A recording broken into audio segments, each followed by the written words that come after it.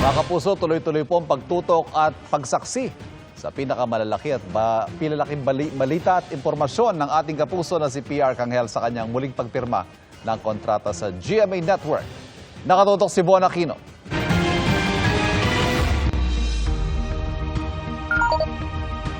Sa loob ng mahigit 2 dekada, naging bahagi na ng tahanang Pilipino si PR Kanghel.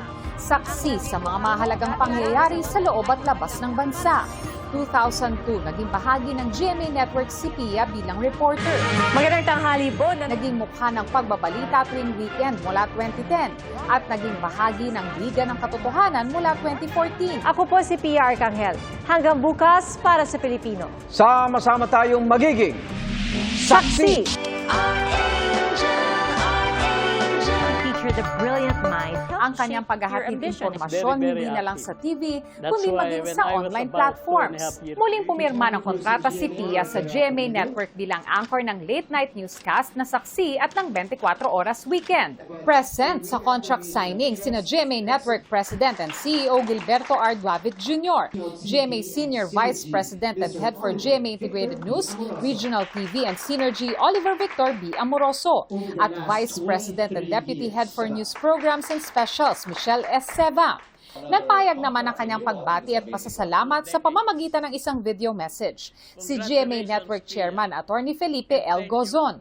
PR Kanghel is one of GMA Integrated News' most valued personalities. Kaya naman ako at ang buong GMA Network ay nagagalak na nananatili siyang loyal kapuso for more than 2 decades. Congratulations, Pia, and thank you for your continued dedication and excellence.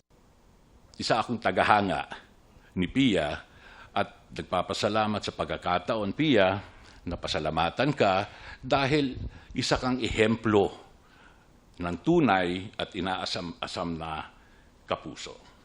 You are the ideal. You personify it, exemplify, and you make us all proud. We are very grateful na minabuti mong manatiling kapuso. GMA Integrated News is grateful for Pia, no? Especially for the hard work, the dedication, no, that she placed as our news presenter for Saksi and 24 Oras Weekend. In this fast-evolving media landscape, no, you stand out to become a multi-platform journalist, seamlessly transitioning from TV to digital, tas TV ulit, no?